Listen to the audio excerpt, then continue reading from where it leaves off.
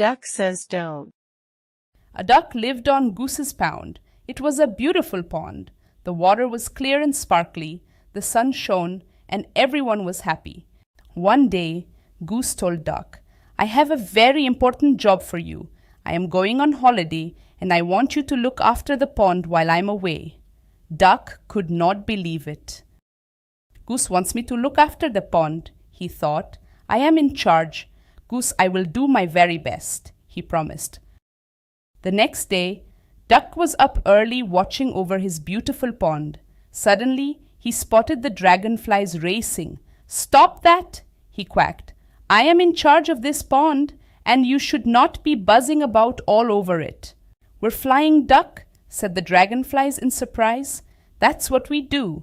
"Not here you don't," said Duck. "That's told them," he thought. But just to make sure, Duck fetched some wood and hammered late into the night.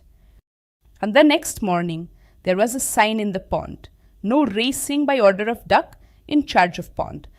Later that day, Duck saw Kingfisher fishing. "Hey," he shouted, "stop that! Fishing is not allowed here." "Then where can I fish?" said Kingfisher sadly. "Somewhere else," snapped Duck, and he waddled off with his bottom in the air. He fetched more wood and got busy with another sign. "No fishing ducks rule. Must be obeyed." Duck was just having a little nap when the frogs dived into the water. Splash! "Frogs!" Duck yelled. "What do you think you're doing? Diving is forbidden." "Forbidden," said the frogs angrily. "Says who?" "Says me," snapped Duck. Duck in charge of the pond, so get out right now." Soon there were signs up everywhere. "No diving. Diving is strictly forbidden because Duck says so. No splashing, no swimming, no jumping, no running, no racing. By order of Duck, in charge of pond. No fishing ducks rule must be obeyed." Duck sat down happily. Peace at last, he thought, but he couldn't settle. He looked at his perfect pond. The sun was shining, the air was still, and there was not splash, buzz, or plop to be heard. In fact, there was nothing to be heard. It was much too quiet. "Where is everyone?" wailed Duck. "What have I done?" He jumped up in a panic and flew off to find his friends. As Duck reached the meadow, he saw them playing together. "This is fun," buzzed the dragonflies.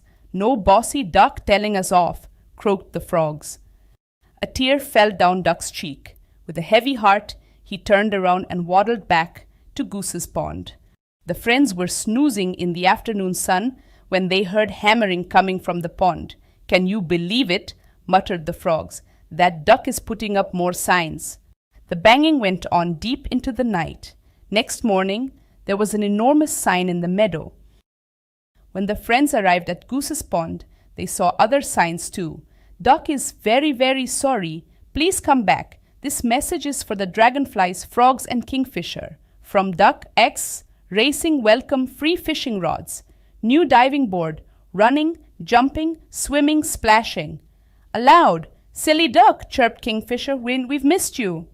"Even though you were very bossy," chuckled the frogs. When Goose came back from holiday, she said, "Duck, you've done a grand job. I'll leave you in charge next time."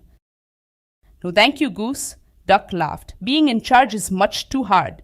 And from that day on, Goose's pond was the happiest pond in the world, and Duck never said another bossy word.